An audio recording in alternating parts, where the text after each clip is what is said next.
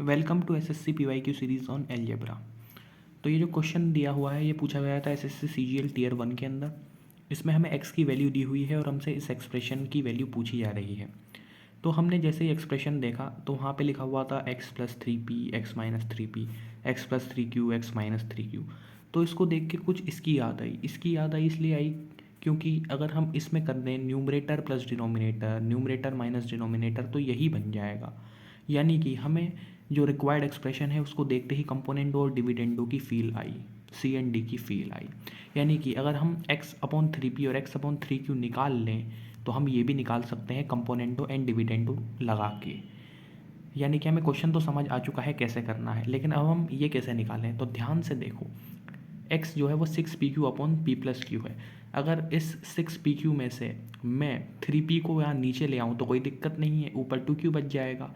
उसी तरह तो मुझे क्या मिल जाएगा, एक्स अपॉन थ्री पी मिल जाएगा। यानी कि मैंने एक्स इस वाले एक्सप्रेशन में से एक्स अपॉन थ्री पी निकाल लिया तो क्या हो गया, two Q upon P P plus Q.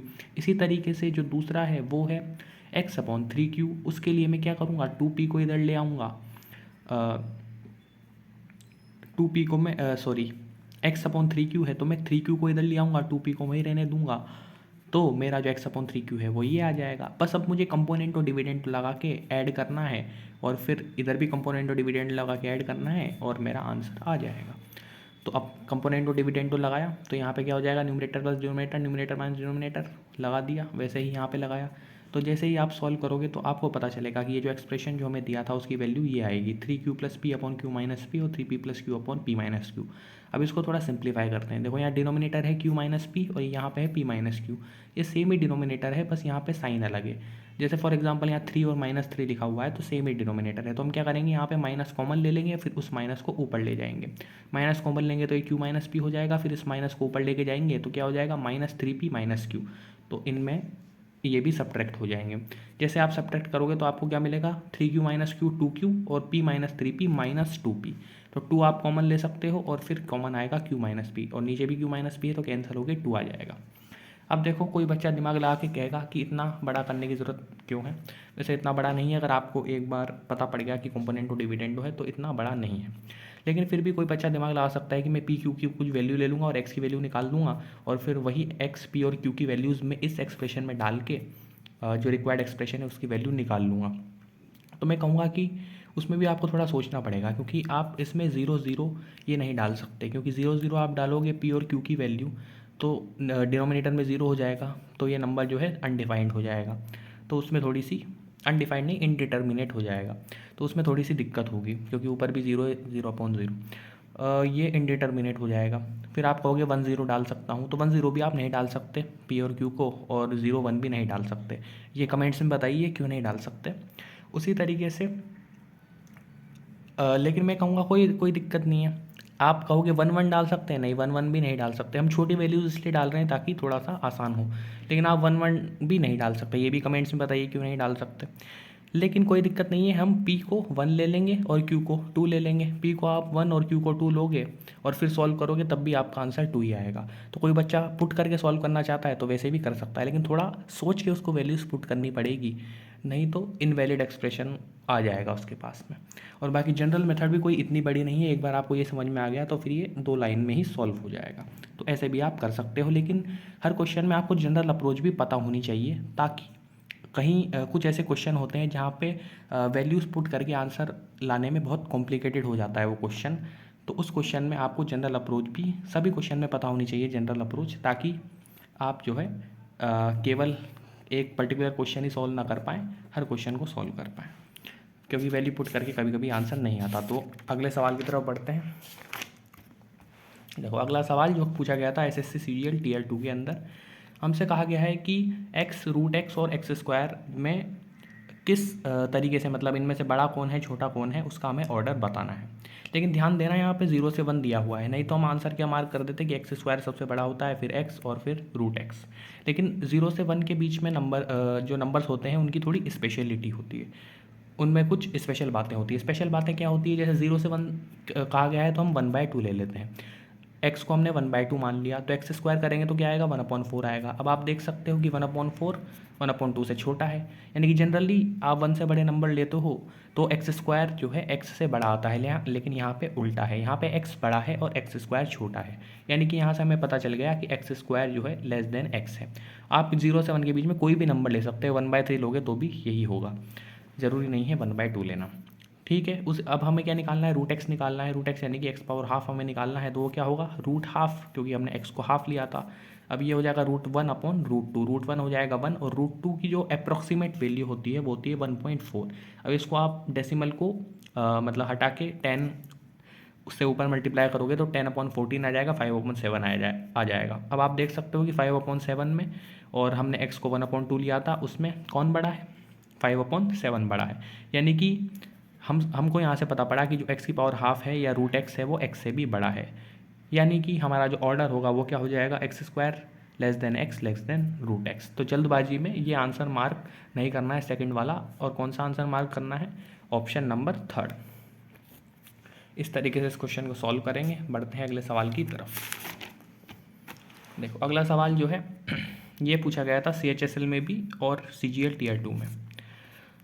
अब इस सवाल को देख के आपको शायद लग सकता है कि a+b+c की होल स्क्वायर को हम यूज़ करें या क्या करें, तो a+b+c का होल स्क्वायर आप तो यूज़ नहीं कर सकते, क्योंकि उसमें ab भी आता है bc भी आता है, वो यहाँ पे नहीं दे रखा है, यहाँ पे केवल abc ऐसे दिया हुआ है।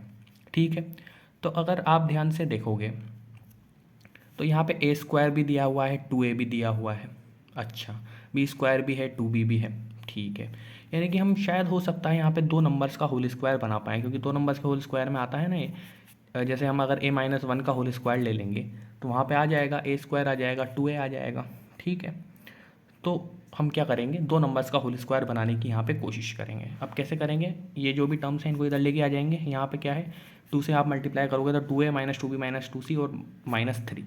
ठीक है, अब 2a को इधर लाओगे तो a स्क्वायर - 2a और b स्क्वायर + 2b और c स्क्वायर + 2c। अब आप देख ही सकते हो कि यहाँ a-1 का होल स्क्वायर हम बना सकते हैं, क्योंकि a-1 के होल स्क्वायर में a स्क्वायर और -2a तो आता ही है, लेकिन हमें +1 की भी ज़रूरत है, और +1 हमें डायरेक्टली यहाँ नहीं दिया हुआ, लेकिन यहाँ +3 लिखा हुआ है, तो हम +3 में से +1 यहाँ पे इसको दे देंगे। उसी तरीके से यहाँ b+1 का होल स्क्वायर बना सकते हैं, उसमें केवल 1 की कमी है, 1 की कमी हम अब एक 1 तो इसको दे दिया, लेकिन अभी भी 2 बचे हैं हमारे पास, तो एक 1 इसको दे देंगे। उसी तरीके से एक इसको दे देंगे, तो यहाँ पे बन जाएगा। ऐसा हम क्यों कर रहे हैं, ताकि ये वाला एक्सप्रेशन बन जाए, और ये वाला एक्सप्रेशन बन जाएगा a-1 का होल स्क्वायर प्लस b+1 का होल स्क्वायर प्लस c+1 का होल स्क्वायर। तो उससे ये होगा कि a की वैल्यू 1, b की वैल्यू -1 और c की वैल्यू -1 आएगी। क्यों आएगी, क्योंकि इस एक्सप्रेशन के ज़ीरो होने के लिए ये ज़रूरी है कि ये तीनों टर्म्स एक साथ ज़ीरो हों। अगर इनमें से एक भी पॉजिटिव हो गई, क्योंकि नेगेटिव तो नहीं हो सकती, क्योंकि होल स्क्वायर है ऑब्वियसली, तो नेगेटिव तो नहीं हो सकती, तो या तो ज़ीरो या पॉजिटिव होगी। अगर एक भी पॉजिटिव हो गई तो एक्सप्रेशन पॉजिटिव आ जाएगा, ज़ीरो नहीं आएगा। तो ज़ीरो तभी आएगा जब ये एक साथ ज़ीरो होनी चाहिए, और एक साथ ज़ीरो कब होगी, जब a की वैल्यू 1, b की वैल्यू -1 और c की वैल्यू -1 आएगी। और अगर ऐसा है तो हमसे a+b+c पूछा गया था, जो कि आ जाएगा 1 + -1 + -1, यानी कि 1 - 1 - 1 यानी कि -1। तो हमारा आंसर हो जाएगा ऑप्शन नंबर 2। बढ़ते हैं अगले सवाल की तरफ। ये देखो अगला सवाल है ये, और हमसे a² - x पूछा गया है।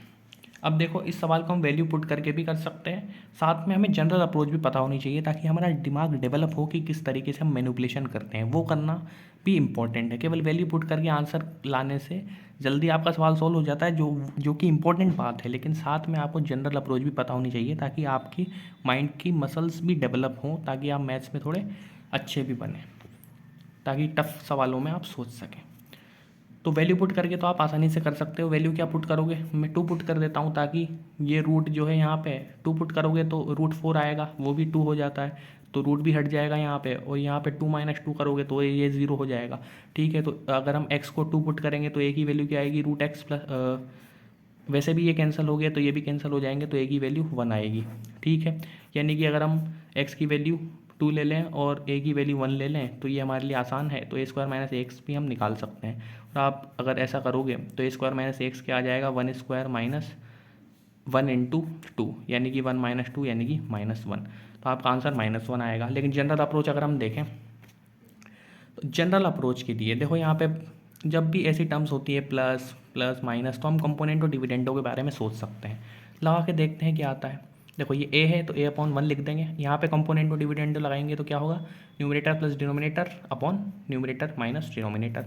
यहाँ पे लगाएंगे तो क्या होगा, अब यहाँ पे ये दोनों ऐड हो जाएंगे। जब हम न्यूमरेटर प्लस डिनोमिनेटर हमें करना है तो क्या होगा, ये दोनों ऐड हो जाएंगे तो 2√x+2 आएगा और ये दोनों कैंसिल हो जाएंगे।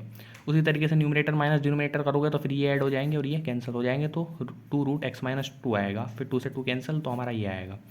फिर हम अब यहाँ पे हम रूट दिया हुआ है तो ऐसा करते हैं, रूट हटाने के लिए स्क्वायर कर देते हैं। ठीक है, स्क्वायर कर दिया।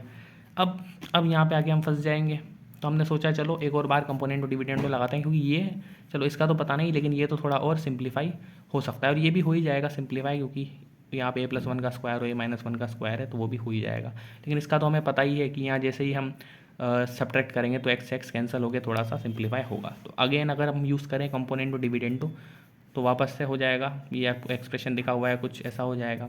और यहाँ पे x+2 + x-2 और x+2 - x+2 हो जाएगा।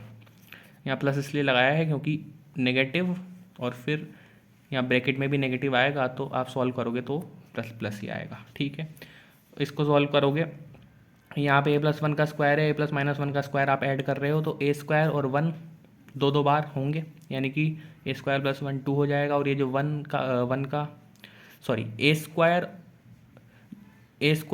1 + 2a आएगा और यहाँ a² - 2a + 1 आएगा, तो 2a से 2a तो कैंसिल हो जाएगा और बचेगा क्या, ट्वाइस a² + 1। उसी तरीके से यहाँ पे क्या कैंसिल होगा, यहाँ पे a² भी कैंसिल हो जाएगा और 1 भी कैंसिल हो जाएगा, यहाँ पे केवल 4a बचेगा। इसको आप सॉल्व करोगे तो यहाँ 2x/4 आएगा, यानी कि x/2 आएगा। फिर आप इसको आगे सॉल्व करोगे तो a² + 1/2a = x/2 आएगा। 2 से 2 कैंसिल कर दोगे तो ये आ जाएगा। तो यहाँ से आप देखोगे तो ax आ चुका है और हमें एक्सप्रेशन में भी दिया हुआ था ax, तो यानी कि हम आंसर के करीब पहुँच चुके हैं। तो a² + 1 आ जाएगा ax, और हमसे पूछा था a² - ax, तो हम इसको इधर ले आएंगे, इसको इधर भेज देंगे, तो यहाँ से आंसर -1 आ जाएगा। इस सवाल में ऑब्वियसली स्पीड के लिहाज से आपको पुट करके बहुत जल्दी आंसर मिल रहा है, लेकिन जनरल अप्रोच भी पता होगी तो अच्छा रहेगा। मिलते हैं अगले वीडियोज़ में।